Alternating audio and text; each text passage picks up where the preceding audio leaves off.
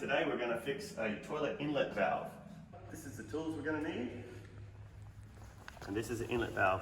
Get these from Bunnings or your plumbing supply shop. Today we're going to fix a toilet inlet valve.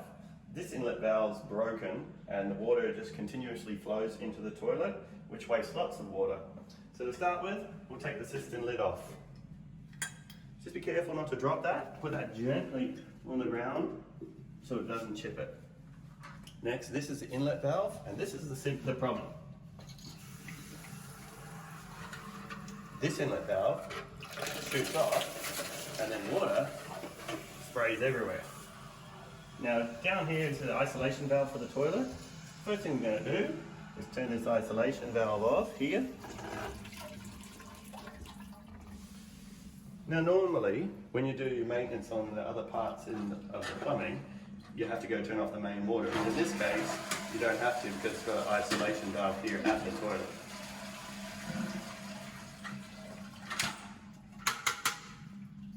So, that's the broken part. Disconnect the pipe which feeds the water into the inlet valve.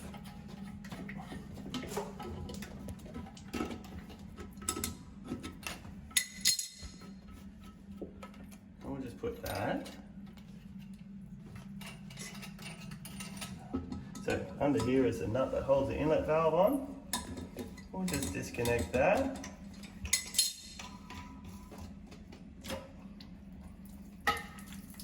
Now there's some residual water left in the toilet. It's going to flow onto the floor. So in this case there's a floor waste, so the water's just going to go down the floor and disappear. But if it's in your bathroom, maybe have a few towels ready to collect the extra water. So that's the other part of the broken inlet valve. So we'll just take the rubber off temporarily. In case we're going to keep this in case the new inlet valve rubber doesn't fit this system. So we'll unpack our system inlet valve and the parts. In this case, the rubber is going to work, no problem. So we'll discard the old rubber and get the new one. So we'll put the new one, this one goes on the inside of the system. And that stops the water just dripping out onto the floor. And this is the new nut. And this is the inlet valve. And we're just going to slide that in here like that.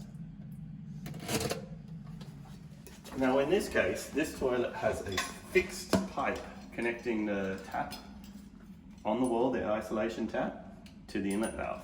Now this makes it a tiny bit harder because usually there's a flexible pipe between here and it gives you more room to maneuver. So in this case, we've got to put our nut for the inlet valve on the pipe and install that. We'll see we're pushing that into there before the inlet valve is secured. And we'll just temporarily start. We won't tighten these nuts up. We'll just temporarily get them in place and just tighten them up a tiny bit down the bottom. So now we're going to put the nut which holds the inlet valve on.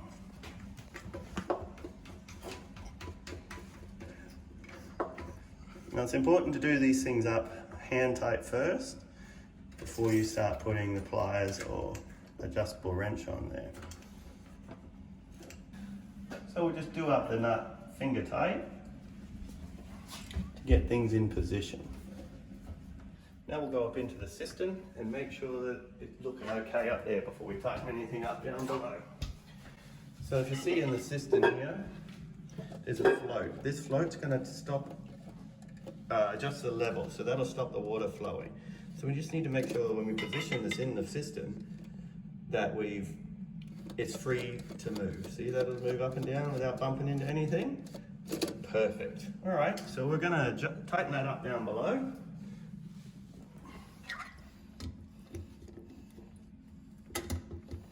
And I've got one hand up in the cistern holding the inlet valve so it doesn't spin.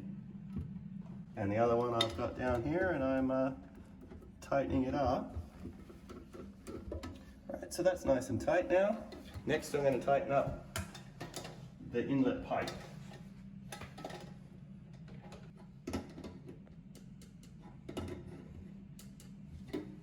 And that is ready to turn back on. So we're just about full here. This is an adjustment right here if you need to adjust the level of the water for when it fills up. So when you lift it, hear it stop running, it's running, so you can tell where the level is going to be when it rests. This is the emergency overflow on this side, and that's where if the filler does malfunction, it overflows and it just goes down the drain so it doesn't come out inside your house. But we want that water level to stop before there. And here on this toilet it's marked the high water mark here. This is the recommended height of water level for this system. The float valve has stopped the water flowing in. So see, the float valve floats to the top, it automatically stops the water flow with a little valve inside it. So that's at the perfect height. Here, there's no leaks on the pipe.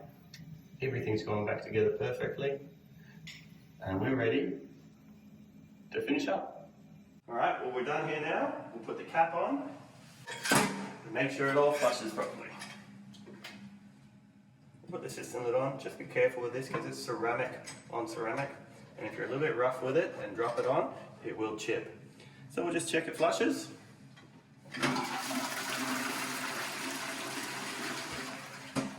Success. And we're done. Thanks for watching. Thank you for watching How To with Michael. If you like my video, give it a share and give us a like.